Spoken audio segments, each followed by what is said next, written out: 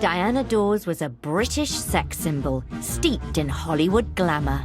She was associated with the high life, the sexy life, the showbiz life, the glamour of it all. Diana made headlines wherever she went. She didn't get into a mink bikini for no reason. She got into a mink bikini because she wanted the publicity. She was seemingly led astray by the men in her life. She was married 3 times. She had a lot of love affairs. Since when has it been immoral for a husband to come to his wife's bedroom? And became better known for her looks rather than her talent. She couldn't quite escape the fact that that was her look, and that was essential to her identity and her success. She radiates a kind of sexual energy, you know, her blondness. It's like she bleaches out the screen. So Diana fought to be recognised as more than just a glamour girl. Dors was definitely not the dumb blonde. She was a very, very clever woman. And reinvented herself multiple times over 30 years to stay in the public gaze. Done everything except circus. Plenty of time for that. What do you think you'd be in the circus? Following the elephants or something. And now, nearly 4 decades on from her death, Diana's family, friends, fans, and co-stars have assembled to remember her. She was just the most lovely, generous-hearted, fun, adorable, but also wonderful actress. She just looked to me like an angel. She was absolutely gorgeous. And share stories about her personal struggles as she battled to keep her life on track. She was a woman who loved deeply, and that came sometimes with a lot of chaos. I shall fight it all the way. It's chosen the wrong person by actually choosing me. As we get to know Diana Dors, Britain's blonde bombshell. I'm quite happy to be a glamour girl as long as the public want me to be, and let's face it, as long as I can be.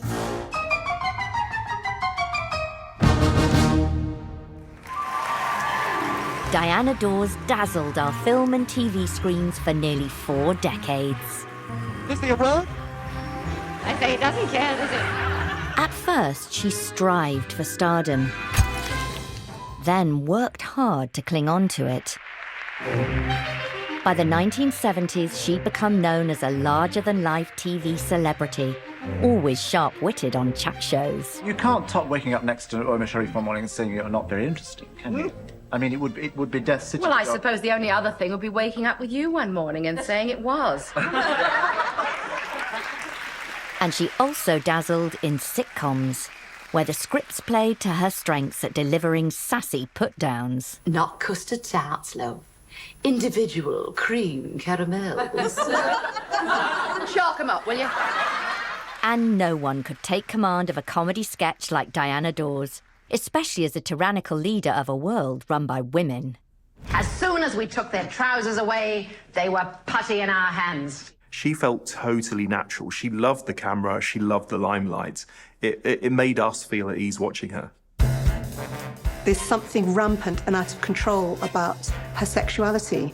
I just got this sense that she was enjoying life and she still dressed the part. Many of these roles in Diana's later career are her best known, when she frequently sent up the sexy starlet image she embodied in previous decades. She was a very glamorous person, the most glamorous actress we probably ever had. And there was no replacement for Dors, and there never will be. She put on the glam, she put on the charm, but she could absolutely flatten you with a sentence. I haven't said all I want to say about my divorce yet, so you better come to my room later. Diana's on-screen performances were always eye-catching. But it was her private life and the publicity around it that many remember her for. A lot of what struck me about the story of Diana Dors was around her interactions with the men in her life.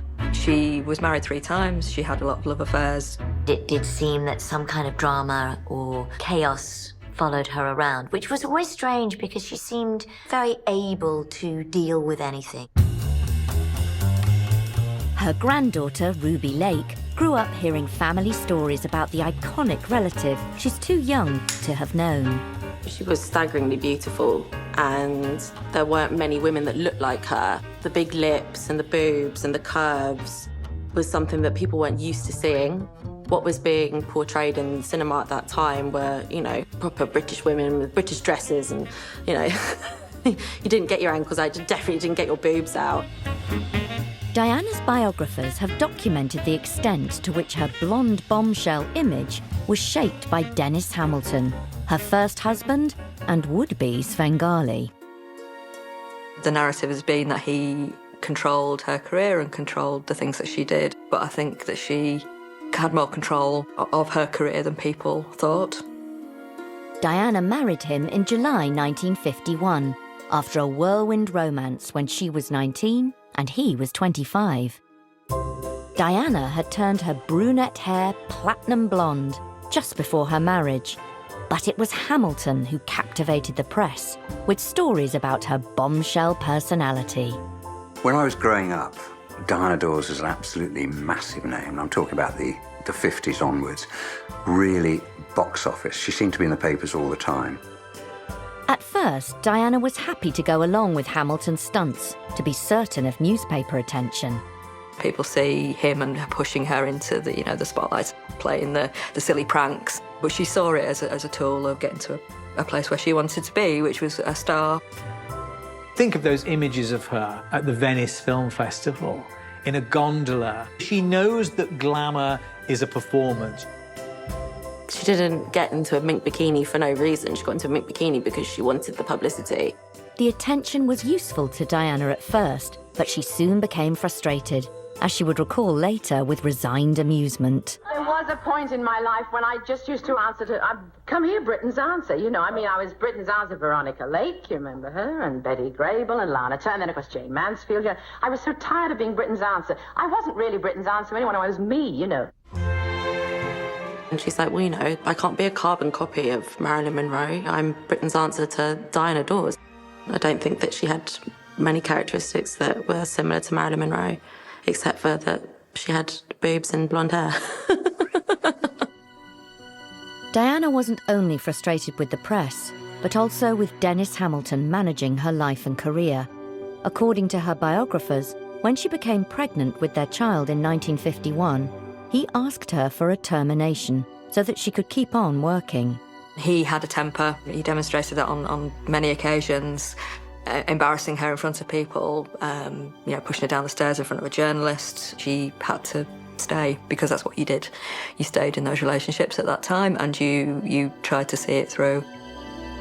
But actor and best friend Jess CONRAD always believed it was Diana who held the upper hand in her often troubled relationships. The thing about Dors was, with her relationships, she wanted to be the feminine one, and she was.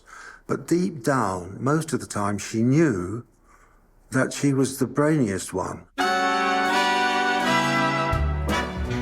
Despite the stresses in her first marriage, Diana worked hard on her acting career throughout the 1950s. She'd set her sights on achieving Hollywood stardom from a very early age. Diana Dors wrote in a school essay that she was going to be a film star with a cream telephone and a swimming pool. But her route to fame was laced with danger, almost from the first step. She kind of exploded from this very ordinary background, actually lying about her age, in a way that I think got her into some rather dangerous situations, really.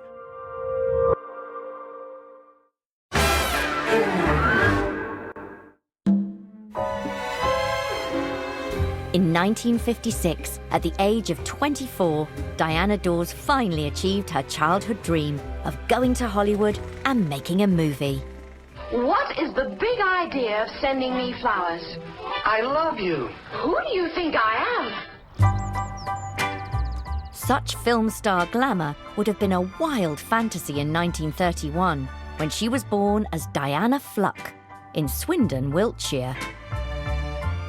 Her mother Mary was one of Britain's first postwomen, and her father Bert a railway clerk. Diana came into the world in this terrace, which was once the Haven nursing home. Diana's mother had been married for 13 years, and she was in her 40s when she had Diana. Mary doted on Diana. She had this chance to have a family later on in life. They really bonded. They used to go to the cinema together. She'd bunk off school and they'd go see a film. It was these secret cinema trips that first inspired Diana with dreams of becoming an actress. She had this image of what a Hollywood lifestyle might be like. Diana Dors wrote in a school essay that she was going to be a film star with a cream telephone and a swimming pool. And prior to the Second World War, when she was a child in Swindon, that was pretty much unheard of. Diana's father was not keen on her chasing her dreams in such a precarious profession. Her father said to her, I can see you getting out of school and then marrying some decent sort of chap, maybe a banker, and settling down and having, and it's like, that was the last thing she wanted to do. And as World War II began, it was through her father that Diana would have her first taste of stardom. US servicemen were now arriving at a local airbase in Shrivenham, and Bert had been given a role to help keep the troops amused. She actually found the war quite exciting. Her father was a very talented pianist, and he used to play the piano at the army camp for entertainment. Well, by this point, Diana's going for dancing classes. She can sing, she can tap dance. She'd been kind of out with GIs and kind of to the dancers with them and enjoyed the attention that she'd had. Once the war was over, aged just 13, Diana felt her first taste of the limelight, though it wasn't exactly Hollywood. Diana, every year for her holiday with her parents, they would go to Weston-super-Mare. And one year there was a bathing beauty contest. And I've seen photographs of her in her bathing costume and her wedge heel shoes. She decided when she was very young that she wanted to be a movie star and went about doing it and started performing in talent shows and really pushing herself forward. Diana was delighted to come third in the contest, and the experience would leave her with a taste for appearing in front of an audience. Focused on a career in performance, Diana enrolled at LAMDA, the London Academy of Music and Dramatic Art, while still only 14 years old. To help make ends meet while she studied, she continued to model for photographers in London. And for the first time, she found herself in the company of men whose motives were not always honourable. She kind of exploded from this very ordinary background, doing modelling, signed up to an agent, and actually lying about her age, I think, from quite a young age. People always thought she was older than she was, and she capitalised upon that in a way that I think got her into some rather dangerous situations. She modelled for the Camera Club, which, you know, was kind of, I guess, you know, a certain type of men who were interested in taking a certain type of photo. She went along in her bathing costume, and then they asked her if, for a little bit of extra money, would she be prepared to pose in the nude, which she did.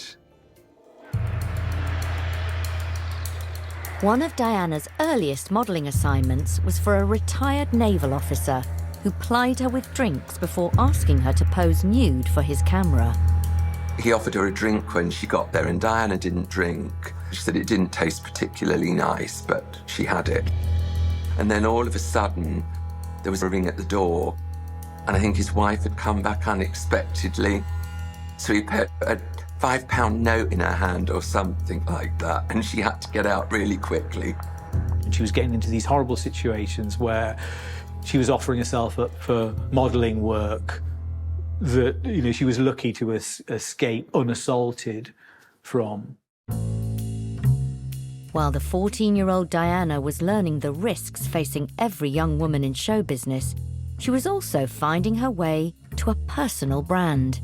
Years later, she would share the story of creating her stage name with co-star Bonnie Langford. Diana's surname was Fluck, and from a very early age, she knew to change that. And she always said that that was because if her name went up in lights and a particular letter dropped out, then you couldn't possibly have a leading lady with a name Diana Fluck without the L. My mother, bless her, said, well, why don't you use a family name? She said, which was your grandmother's name, which was Dors, because the two names begin with the same letter. I didn't think it was a very good idea, but actually I realise now she was right, because Dors is a very uncommon name. She was determined and hardworking and would stop at nothing kind of to get to what she wanted. That's the person that I really heard about when I was growing up. Once Diana graduated from LAMDA, she signed a contract with the J. Arthur Rank organisation, the UK's answer to Hollywood at the time. Rank owned Pinewood Studios and the Odeon cinema chain, so an audience was guaranteed for the movies it made. Diana was now sent for further training in their company of youth, also known as the Rank Charm School. Madeline Smith, who played Diana's daughter in the film The Amazing Mr. Blunden, heard her accounts of the school's limitations. Diana came from a time where you were pretty much told what to do and where to go. They would have been taught to get in and out of a car correctly. I know they did things with stuff on top of their heads, and they would have been given parts to play and told what part you're going to play. In other words, you were fodder. Diana was certainly quite disparaging of her time at the Rank Charm School. It was there to train actors, but also it had an element, I think, of the finishing school to it, instructing future stars how to be proper. And I don't think Diana Dors really took that well to being told how to do those things. Her charm school training had given her a cut-glass accent and perfect poise, but her first film role saw her as a rather less demure chief villain's girlfriend in a thriller called The Shop at Sly Corner. You've been a long time. Where have you been? Diana would play flirtatious bad girls like this for much of the next 2 decades. Nice way to treat a lady. She already has that kind of rather overly sophisticated quality, putting other characters on the back foot with her knowingness. Diana's breakout role would come a year later, in 1948, in David Lean's hugely successful adaptation of the Charles Dickens novel Oliver Twist. She played Charlotte, the bedraggled-looking daughter of the sinister undertaker Mr. Sowerbury. Oliver, here's your tea, and take them bits. And make haste, because they want you to mind shop. Working with David Lean on Oliver Twist, that was a big deal for Diana Dors. He'd just had Great Expectations out, and of course he'd made Brief Encounter. She was this sort of quite wicked teenager who tortured poor Oliver. I think she was quite young at the time when that was being made. I think she was about 17. Diana was now established in mainstream movies and hoped it would lead to further success. But behind the scenes, she was growing increasingly accustomed to a worrying trend. There were people in that film world who saw that rank battery of starlets as a kind of sexual cookie jar. So I think we shouldn't underestimate the danger and the anxiety that attended her in those years. Even David Lean couldn't resist making a pass at Diana during the filming of Oliver Twist. One day, she is in the dressing room going through her script, and David Lean comes in and just wants to go over the lines with her. And he makes a pass at her, which throws her a little bit. She pushed him off. He just goes back to hearing her lines and goes back to the set, and nothing ever was said again about it. And she said, I totally forgave him because it was such a wonderful film. I think she saw some of this stuff was perhaps collateral damage along the way, that she had to go through these experiences in order to get to where she wanted to be. By the late 40s, Diana's film career was going places, and she'd learned the hard way how to protect herself from men making advances. Soon she would meet her first husband, who would transform her into a star. But his antics would also damage her Hollywood career. Dennis Hamilton punches a photographer and knocks him into a swimming pool, and the National Enquirer issues through a headline, noticed that she should leave the country and take a husband with her.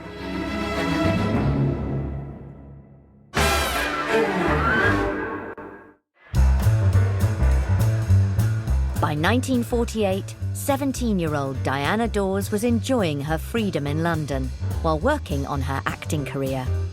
She met her first serious boyfriend, a hedonistic entrepreneur, Michael Cabourn Waterfield, who was 2 years older. Their play-hard lifestyle would clash with Diana's day job, especially when she was cast as a saloon keeper in a new film drama.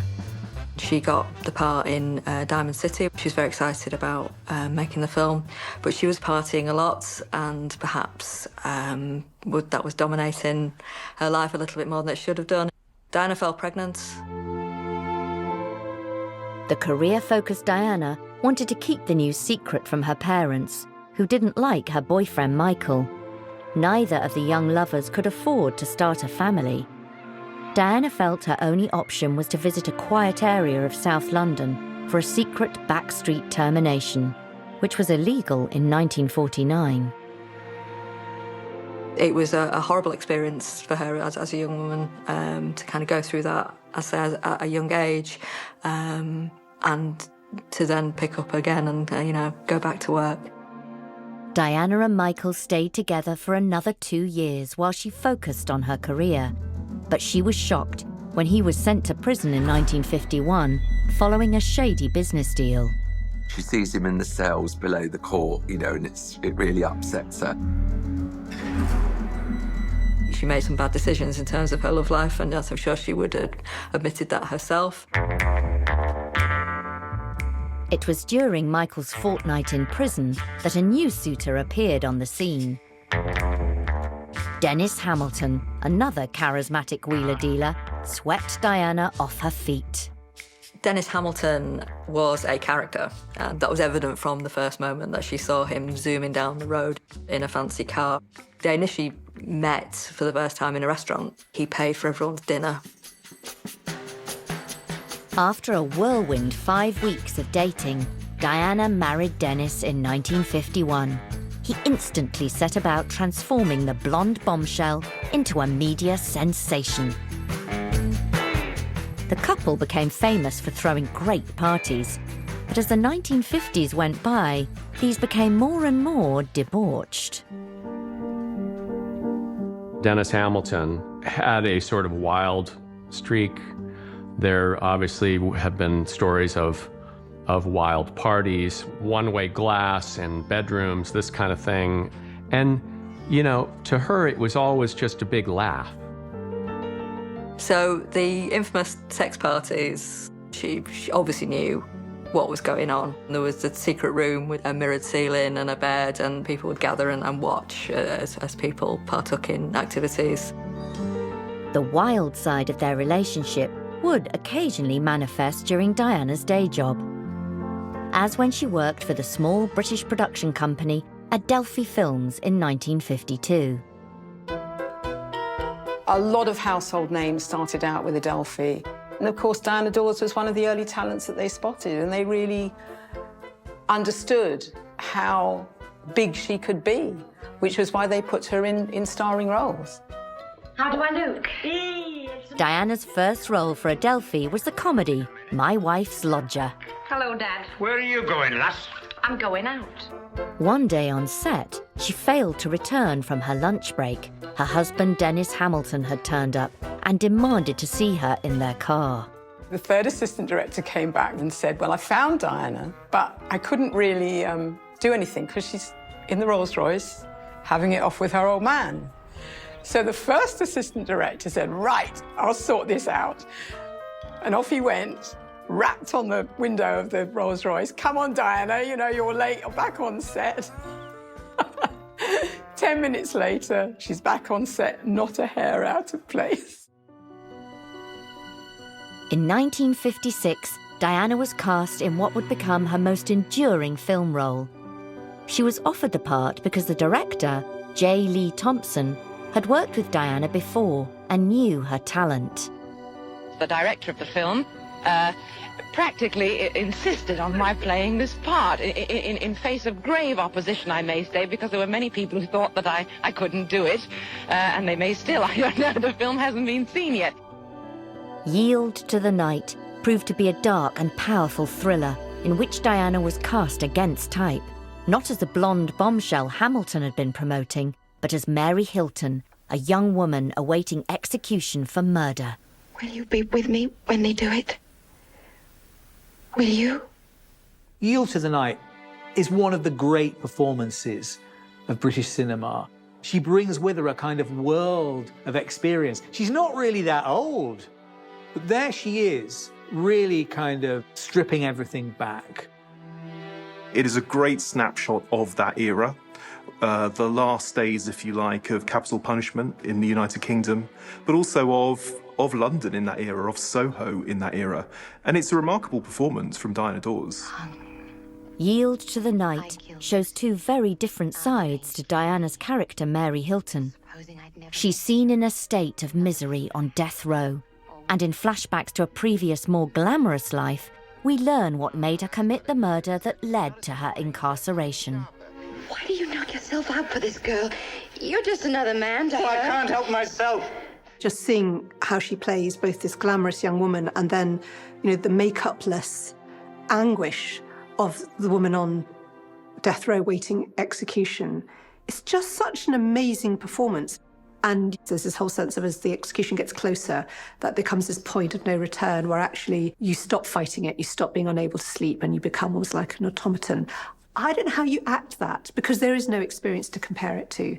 And it's completely convincing and compelling. Playing this part with such conviction, Diana proved that she was an actress of versatility and depth. The role offered her the recognition that she had always dreamt of. What my dad used to say about my grandmother was that she was so desperate to be taken seriously as an actress. Please don't. You'd better go now.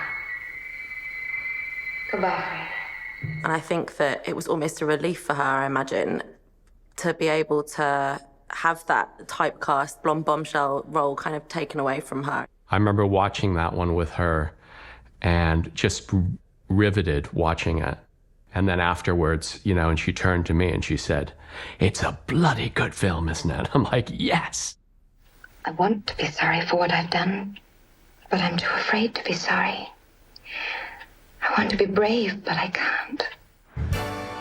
Diana's success in Yield to the Night attracted the attention of serious Hollywood producers. She was offered a 3-movie deal by RKO Studios, the home of King Kong, Katharine Hepburn, Fred Astaire and Ginger Rogers. RKO at this time have got a comedian on their books called George Gobel. And the idea was that if we get Diana over to Hollywood to do this comedy film with George Gobel, she's going to sell him in England and he's going to help sell her in Hollywood. So she goes over to do this film called I Married a Woman. Diana was accompanied to Hollywood by her husband, Dennis Hamilton, but his behaviour was causing her problems. He, again, assumed the role of her Svengali, but he wasn't very welcome, I think, in those situations. The couple found themselves a luxurious new home and introduced themselves to A-list stars and journalists at a lavish poolside party. It was supposed to be a great moment for Diana to kind of show off her star potential. Unfortunately, it didn't work out that way. At some point during the party, Dennis and Diana get pushed into the swimming pool. The upshot of it was that Dennis punched a reporter in the face. Everybody fled from this party because they didn't want to get bad publicity. Police were involved, all sorts of, it was a big scandal at the time. Dennis Hamilton's family have challenged stories that he pulled guests into the pool and say he punched the photographer to defend his wife. But RKO viewed Hamilton as a liability. They banned him from the set of Diana's second film, The Unholy Wife, a romantic crime thriller co-starring Rod Steiger. I suppose I'm not so tough after all. I suppose I knew that from the very beginning. She thought he was a phenomenally wonderful actor. He was cultured, he was eloquent, everything really that Dennis Hamilton was not. Diana's rapport with Steiger soon blossomed into an affair. It was a significant moment for her stateside career. One of the reasons why things didn't work that well for her in the end in Hollywood, she was telling me, was because she had an affair with Rod Steiger, and Hollywood is like a village, really, and everybody knows everybody. And when Diana revealed the news to her husband, Hamilton burst into the studio and threatened Steiger. Years later, the veteran actor would recall the incident in a frank interview. You want to step outside? I'll show you who's a stupid. And when he left, I said, holy God, he had a gun. He had a gun, he could have shot me. Steiger ended the affair, while the fallout from their relationship and the pool party scandal prompted RKO to terminate their contract with Diana. The National Enquirer issues, through a headline, noticed that she should leave the country and take her husband with her. It ruined her chances of, potential stardom, I think, in America. Diana reflected on her bruising treatment in a revealing and bittersweet television interview with American journalist Mike Wallace. I suppose coming here with this terrific blaze of publicity and being the kind of sex symbol blonde, I, as not in the case of Hollywood, but everywhere in the world, set myself up in a position to be knocked down like a skittle. Diana Dors' time in Hollywood does seem complicated. It seems to be an era of close but no cigar, of almost getting roles, of almost getting contracts, of there being talk of her being cast in this film against this actor, but things never quite working. Down, but definitely not out, Diana flew back to England, determined to rebuild her career and to rid herself of the manipulative husband who had wrecked her Hollywood dream. But Hamilton had one last stunt to pull. Her being forced to sign documents that will give him, more financial power.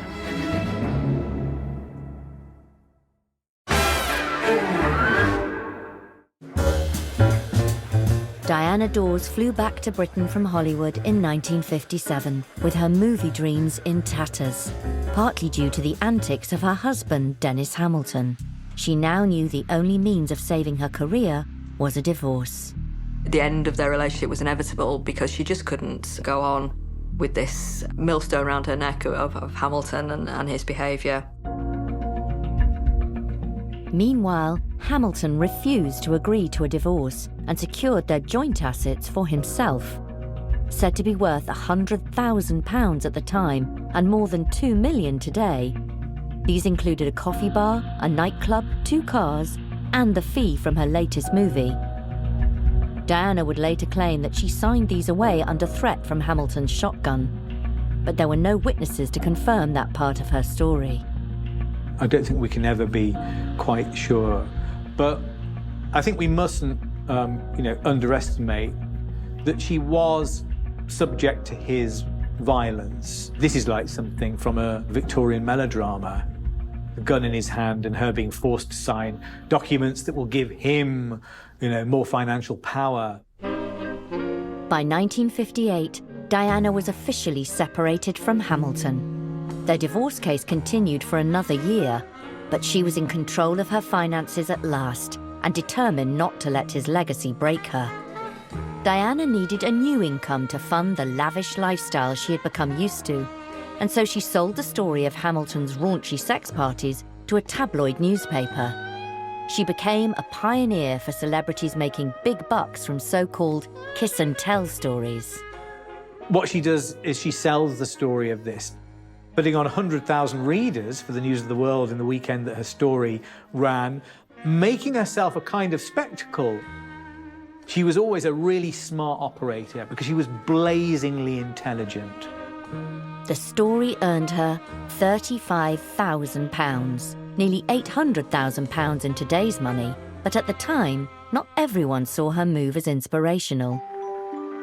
At Diana's birthplace in Swindon, the mayor claimed she had brought shame on the town. and even the Archbishop of Canterbury waded in by denouncing Diana in a sermon as a wayward hussy. Calling someone a wayward hussy, I mean, if you have to talk about someone else like that, then you've got some insecurities yourself. That might be saying something about the Archbishop of Canterbury rather than saying something about my grandmother. Had there been magazines like sort of OK and Hello magazine, I think she would have been in it a lot. She probably would have done a Kardashians type show, I think. I think she was quite happy to use her celebrity. After the divorce, Diana used her celebrity for another money-making tactic. In what would be the first of many reinventions in her later career, she started touring a cabaret act in nightclubs alongside her acting career. And she always insisted on being paid in cash, up front. She always made sure she got the money first. I don't know how much she was getting, probably then £500, which was a lot of money then, £500. Because I used to have to count it sometimes. Diana proved to be a trooper when it came to finding facilities at venues on the nightclub circuit. She then wants to go to the toilet. I'm dying for a pee, darling. I said, well, there's not a toilet here, I said, but there's a bucket there. She said, I use the bucket. Because we're close, we're friends. Well, she peed in the bucket. The success of Diana's cabaret act gained the attention of TV producers. And while she was still licking the wounds of her failure in Hollywood, she was loved enough in the UK to land her own ITV series, The Diana Dors Show. With Miss Diana Dors. ITV also captured some of her entertaining routine on its roisterous cabaret showcase, Stars and Garters. Diana, sing a couple of lines from a song, huh? She'd sing a song and then do 45 minutes of anecdotes and then finish with a song. Hour. Thank you very much. Into the bank. It's a thrill to have the world at your feet. The praise of the crowd is exciting. But I've learned that's not what makes life complete. She'd be like, is that you? And she would single out a man, you know, who would be with his wife usually. And she would pretend that they knew each other. And then she would end up like sitting in his lap and doing this, you know, this love song to him. And it always got an incredible response.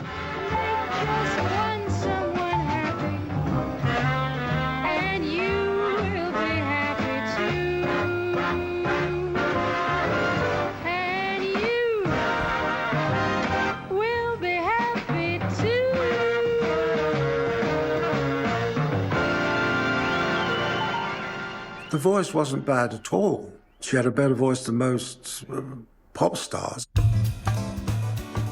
While Diana was busy paying her debts and settling her divorce with Dennis Hamilton, she met a new flame on a night out in London, the actor and comedian Richard Dawson.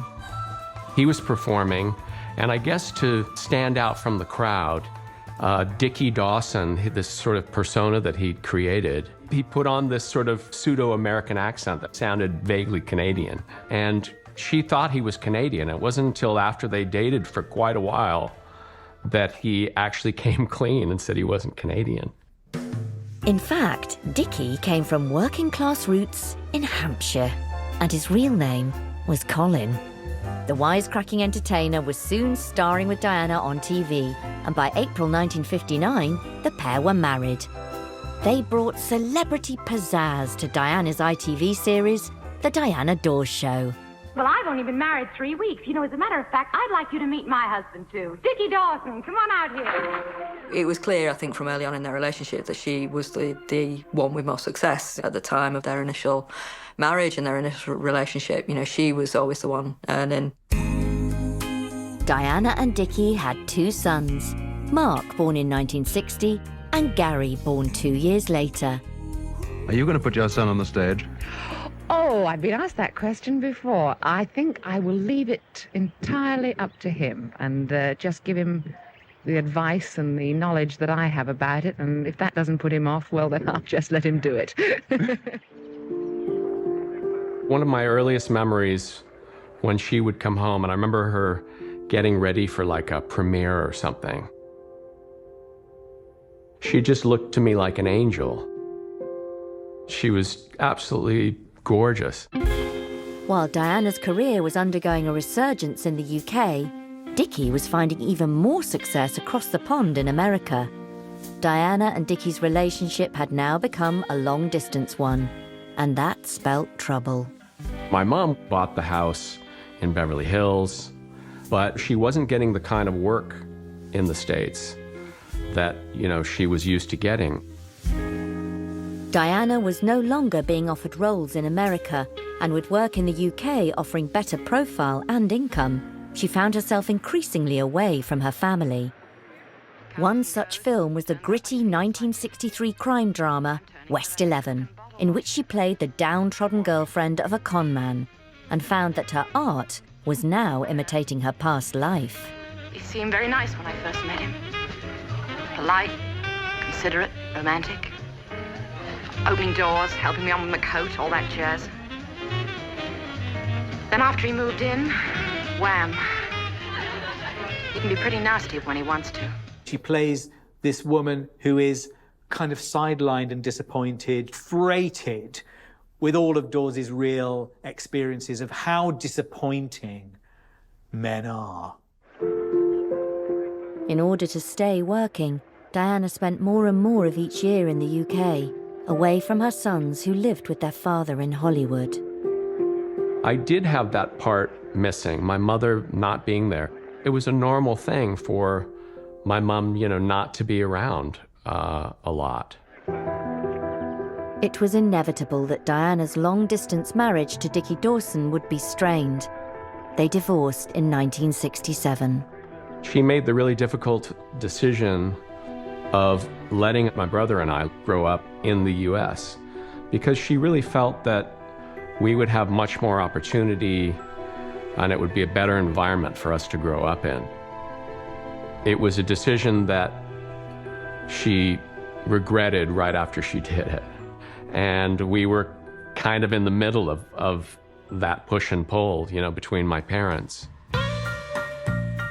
Living in a different country to her children was hard enough, but Diana was about to be plagued by money problems. In 1968, she faced a demand from the Inland Revenue for nearly £50,000 of unpaid taxes. She also incurred debts following the death of her first husband, Dennis Hamilton. While living the life of a movie star, paying bills had rarely been uppermost in her mind.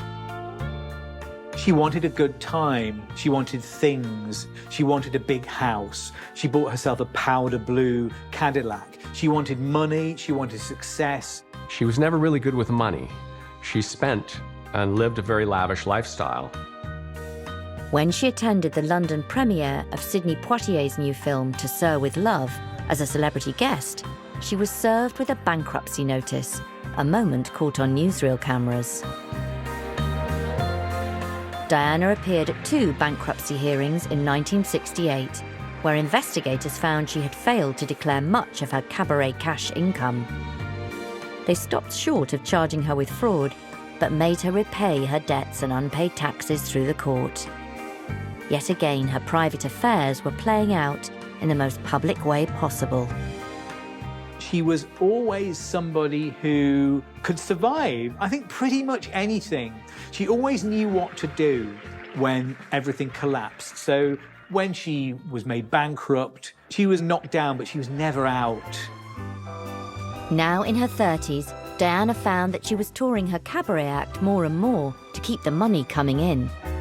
And with the public slowly becoming addicted to television, the British cinema industry was going into decline. So while constant cabaret tours were paying the bills, Diana set her sights on television as a way to keep hold of her fame and fortune. Diana's movie career can be seen as reflecting the British film industry, really, at a high in the 50s, but certainly starting to collapse a little in the 60s. Diana, the queen of reinvention, would now add another string to her career bow: television acting. In the 1968 ITV series The Inquisitors, she played a stripper.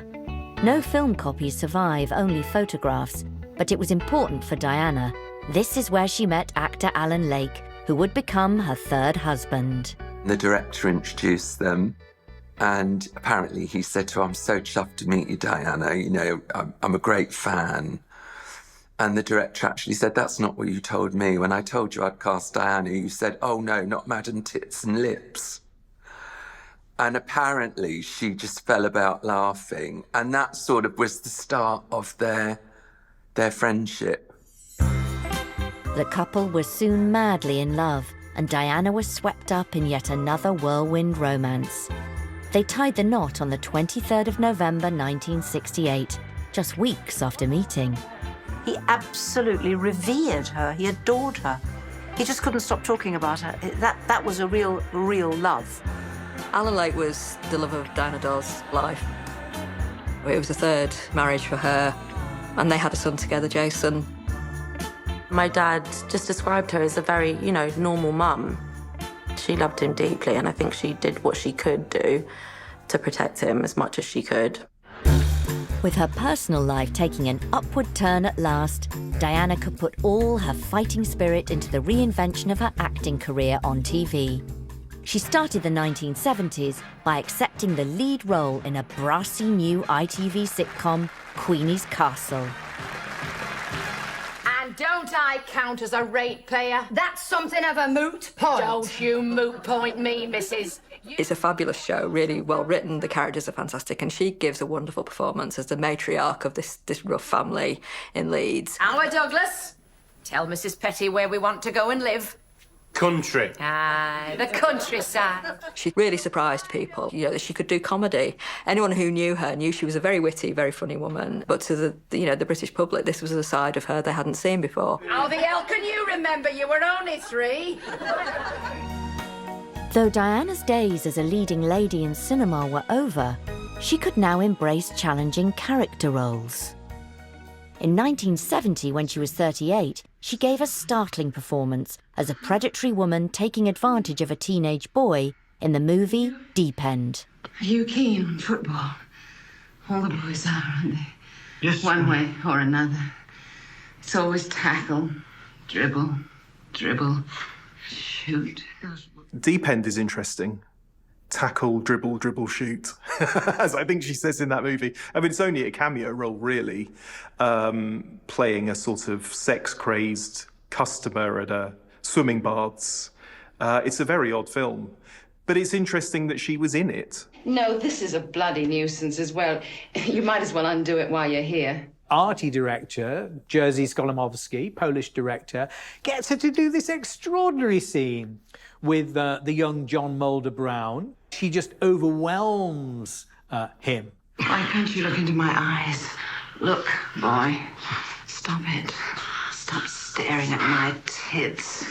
It was a tongue-in-cheek performance in a film that she understood was a very different prospect for her. As ever, Diana was always happy to push boundaries, while gleefully sending up her old blonde bombshell image from 2 decades earlier. In 1973, she tackled another memorable guest role as she tried to seduce Harry H. Corbett in one of the raucous big-screen versions of Steptoe and Son. Can you see anything you like? It's a sexy housewife role. Look, she's great in it, but you do kind of think she could be doing better. However, it was a big movie. There was a big trade in the 1970s of movie spin-offs of TV shows. Please don't go. Stay with me. Look, I'm very flattered, madam. I need your company, you see. You've got such a kind face. My husband, he was such a brute. Is it something that she was hugely proud of? I think it's debatable, but it was big and she was getting seen. She was still in the spotlight. Who's that? Him. Oh, he's dead. Well, I told you he was. At last, Diana's career seemed to be firmly back on track, and her next big role would be a total revelation. By the time they'd finished with her, she actually didn't look like Diana at all.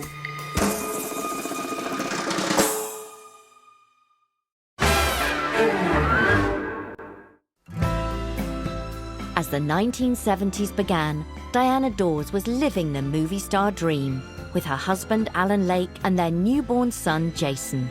They created their family home in the rambling Orchard Manor at Sunningdale in Berkshire. Jason only ever spoke about his mother with extreme affection. He always said it was Hollywood in Berkshire, the lifestyle. She would go into Sunningdale with Jason in her Rolls Royce, park up and go into the co-op. There was this very real side to her, and I think the public loved her for that as well. Diana was still reinventing her career as a character actress, looking for challenging new roles. In 1972, she would give what would become one of her standout performances, Mrs. Wickens, the evil housekeeper in The Amazing Mr. Blunden. How's that consomme coming along? Diana was an absolute stunner, still, when she made the film.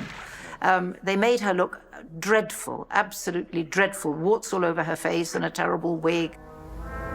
It's taking too long, Mr. Wickens. By the time they'd finished with her, she actually didn't look like Diana at all. Aren't you interested in cash, you great lump? Cash! I'm happy to say I spent 3 hours every morning in the makeup chair having rubber wrinkles and my teeth blacked out and wigs and all sorts of things and padding put on. In fact, when it all came off, I quite liked the look of myself again. It was really rather nice. Psychologically, it's very good for you to put all that padding on because when you take it off, you feel like Twiggy. It's a performance of enthusiastic grotesquerie. She couldn't have been nastier if she'd tried. You make sure they haven't put no extra blankets on. It's bad for them. Yes. Yes, Mrs. Wickens. Yes, Mrs. Wickens. You skinny slut. She didn't have to be quite as revolting, but it's a pattern that you can see, at least as far back as Yield to the Night, where there are kind of unedifying physical details that I think a lot of actors would run a mile from, particularly actors who have been great beauties in their youth. I would say her favorite character that she ever played was Mrs. Wickens. You've gone too far! She used to go around the house, and sometimes she would break into character of Mrs. Wickens. You know, she'd be doing the dishes, and it'd be, Wickens, you've gone too far! The Amazing Mr. Blunden is fondly remembered, but in the 1970s, it didn't open the door for Diana to play other challenging parts. Diana often said, I took some rubbish work. But she said, what's the point in waiting for the lead at the RSC when I've got offered a B movie which is going to pay the bills? She would do anything to keep the money rolling in as an actress and to keep her in the public eye. My motto has always been art for art's sake and money for God's sake. It was in the late 1970s that Diana's second son, Gary, from her marriage to Dickie Dawson, accepted an invitation to live with her new family in England. I lived with my mom and Alan and Jason, and it was the nuclear family, which I had not really ever experienced. My mother was cooking, she was cleaning, we'd have Sunday lunches together. It was a wonderful family experience. Diana was not only a parent in real life. In 1978, as a nouveau riche matriarch in ITV's drama series Just William, she found herself playing Bonnie Langford's mother. Just William was a TV series about a boy in the 1930s who got into all sorts of trouble. Stop it, all of you, it's Christmas! Ethel, take William home. Diana played this northern woman who was, thinking she was going to be posh. And she just ate it up. Oh, William Brown, you're a nasty, upsetting little boy. She had this aura about her of fun, down to earth. She knew what she was doing, and she just wanted to get on and do it. I'm so excited. Oh, what do I look like? Is me hair all right? You didn't remember the bread and butter, did you? Besides being a consummate professional, Diana enjoyed making people laugh and was just as ready to be the butt of the joke herself. She always drove her Rolls Royce. She got out of the car one day and she was wearing old leggings and a huge T-shirt and flip-flops. The T-shirt she had on, across the front, it said bitch. And across the back, it said, I was Britain's sex symbol. And I just thought, she's amazing. Diana's trademark humour made her a formidable sparring partner for any interviewer who wasn't on his guard. The queen of reinvention embraced yet another role during the 70s as a doyenne of the chat show circuit. You can't top waking up next to Omar Sharif one morning and saying you're not very interested, can you? I mean, it would be Death City. Well, I suppose the only other thing would be waking up with you one morning and saying it was. She was a wonderful guest. She was very warm, she was very witty, and she had a tale or two to tell, and she told them brilliantly. She'd be on a lot of variety shows, and I do remember her in The Worm That Turned, the two Ronnies thing. As soon as we took their trousers away, they were putty in our hands. Yeah. She's sort of playing a parody of a kind of general in this sort of evil feminist republic. There's something rampant and out of control about her sexuality. And yet every performance she gives is pure comedy. Driven to keep working and paying her bills, Diana appeared on the game show Blankety Blank 3 times. Her cheeky gift of the gab made her the perfect guest for the double entendre-filled game show, famous for its low-value prizes. Each time she was on, she stole the show. And if your answer coincides with that of Suzanne, it's the old duvet and bed linen set, eh? Ooh. I bet you haven't got any of that at Do you go home, with it, Terry? No, that's eh? Do you go with the bed? Don't you start all that stuff.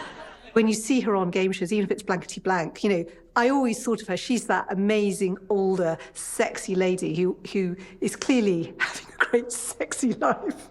You realise that there's a kind of positive role model there in a woman who's completely unashamed of who she is and cannot be shamed. Diana, how grand to see Never you. rude to you when I come on the show, am I? That's why they keep asking me back. Diana remained popular and present on UK TV screens into the early 80s.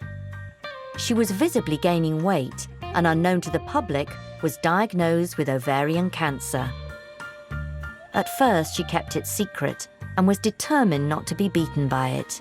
She co-wrote a book on weight loss and joined ITV's brand new breakfast station, TVAM, to host a dieting segment. In the early days of TVAM, the station struggled terribly to, get established in a brand new world of breakfast television, and a masterstroke was bringing along Diana Dors. Can we just establish what you were?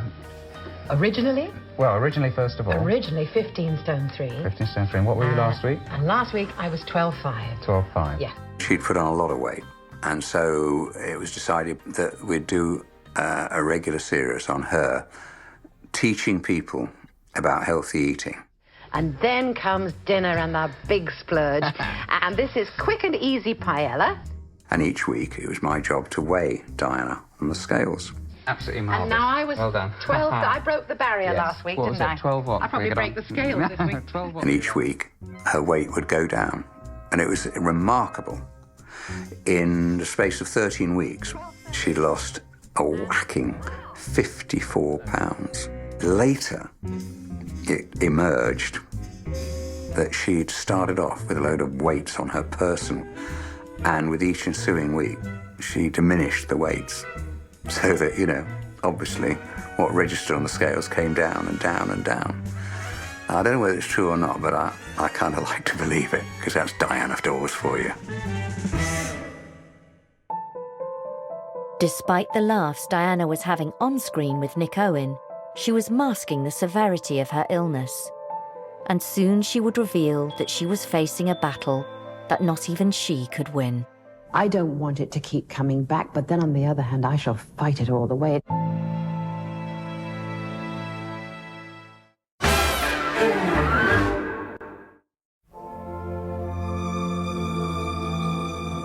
By 1983, screen icon Diana Dors had seen her career take in modelling, acting, singing, and she was now a firm favourite on breakfast TV. But in October that year, she discovered her time was running out. She chose to speak out about her ovarian cancer in a frank interview for TVAM. You know, I've lived an extremely full life. I've had a wonderful life. I've also been, in my day, I've been a wicked so-and-so. I have. And I figure that you pay in life for what you've done, and you also get out of life what you put into it. It was clear she was pretty seriously ill. I did actually ask her if she was frightened of dying. Of course I'm scared, but you see, I'm still scared of cancer, inasmuch as I don't want it to keep coming back, but then on the other hand, I shall fight it all the way. It's chosen the wrong person by actually choosing me. She knew I was going to ask that. She wanted to answer it. She was a very brave lady, and brave to talk about it like that. Diana stayed working at TVAM for another 4 months until February 1984, despite sometimes feeling so ill that it was an effort to get out of bed. I spoke to her on the phone 2 or 3 weeks before her death, and she was going in for an operation. And she downplayed it, and she said to me, "Whatever happens, just remember how much I love you." And that was the last time I spoke to her.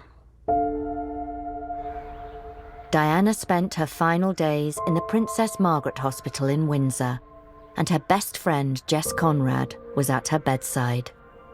I went to see her at Windsor, and she had the pink nightdress on, and God, she looked really beautiful. And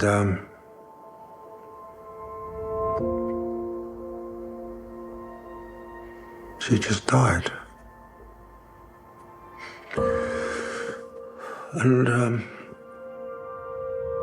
I'd lost probably the best friend I ever had.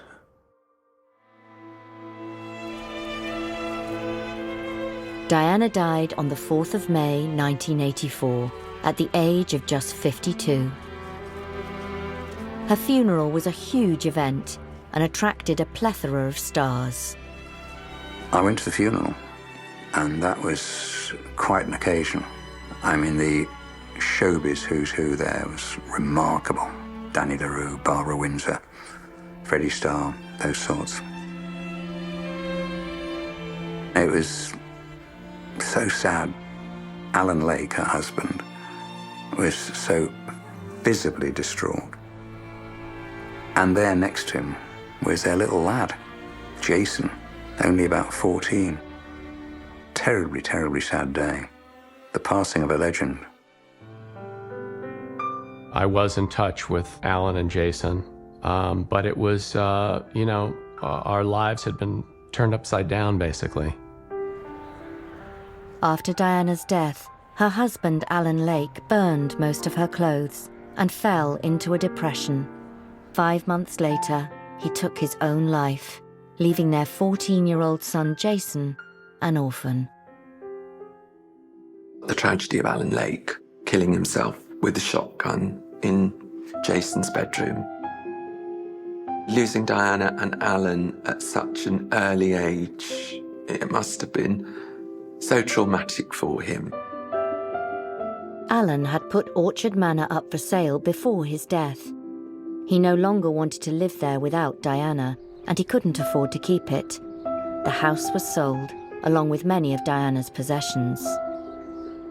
I think it took a great toll on my dad at such a young age for your whole life to kind of come crashing down and completely change. However, my dad was never bitter, always spoke so fondly of his parents. Jason died due to drug and alcohol issues in 2019 at the age of just 50. I did actually wear my dad's jacket today because I wanted to bring a little piece of him with me. So it's nice to sort of feel him with me. So, yeah. Diana's last film, Steaming, was released in 1985, a year after her death. It proved to be a poignant swan song and gave her a last word on an issue which had troubled her in later life. There's only 3 ways of getting money. 1, you inherit it. 2, you marry it. And 3, you earn it. Dors plays the manageress of women-only baths. And it's a kind of a quiet exit for her, really.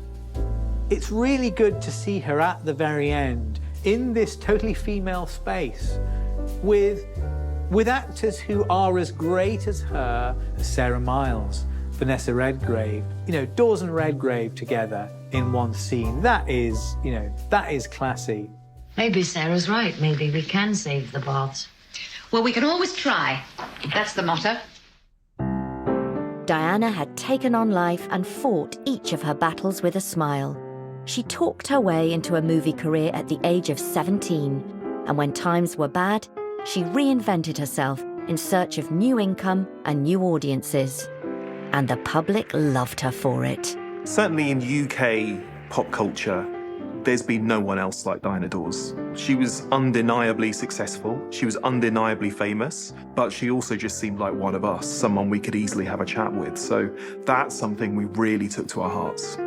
I think part of the appeal of Dors, the reason why there's a kind of mythology about her, is because of that sense of a talent that couldn't quite find a place, a talent that was exploited in the wrong kind of way and that never quite found proper expression. I never met anybody again that was ever could touch her for laughter, for glamour, and just for being a magnificent specimen of a woman. She was Britain's biggest star back in the 1950s, and also was a larger-than-life television personality that really became just loved by millions of people, and she truly was a national treasure. Sir David Jason sits down and talks about his time behind the till with fellow comedy genius Ronnie Barker.